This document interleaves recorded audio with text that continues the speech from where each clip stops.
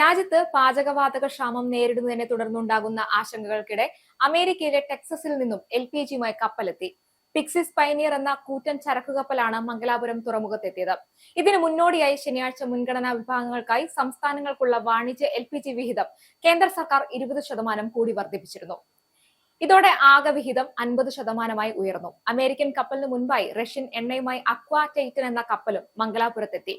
കപ്പലിന്റെ വലിപ്പക്കൂടുതൽ കാരണം ഇത് തുറമുഖത്ത് അടുപ്പിക്കാനായില്ല. തുറമുഖത്ത് നിന്നും 18 നോട്ടിക്കൽ മൈൽ അകലെയാണ് കപ്പൽ നങ്കൂരമിട്ടിരിക്കുന്നത്. സിംഗിൾ പോയിന്റ് മൂറിംഗ് സംവിധാനം വഴി പൈപ്പ് ലൈനിലൂടെ എണ്ണ Mangalore refinery and petrochemical ലിമിറ്റഡിൽ എത്തിക്കും. അതേസമയം പശ്ചിമേഷ്യയിലെ സംഘർഷങ്ങൾക്കിടയിൽ ആഗോള ഇന്ധനവില നിയന്ത്രിക്കുന്നതിന്റെ ഭാഗമായി റഷ്യൻ എണ്ണ വിൽക്കാൻ അമേരിക്ക കഴിഞ്ഞ വ്യാഴാഴ്ച താൽക്കാലിക അനുമതി നൽകിയിരുന്നു. ഇതിനു പിന്നാലെയാണ് റഷ്യൻ എണ്ണ എത്തിയത്. നേരത്തെ ഉണ്ടായിരുന്ന 30 ദിവസത്തെ ഇളവിന് പകരമാണ് പുതിയ അനുമതി. എങ്കിലും ഉത്തര കൊറിയ, ക്യൂബ എന്നീ രാജ്യങ്ങളുമായുള്ള ഇടപാടുകൾക്ക് ഇപ്പോഴും വിലക്കുണ്ട്.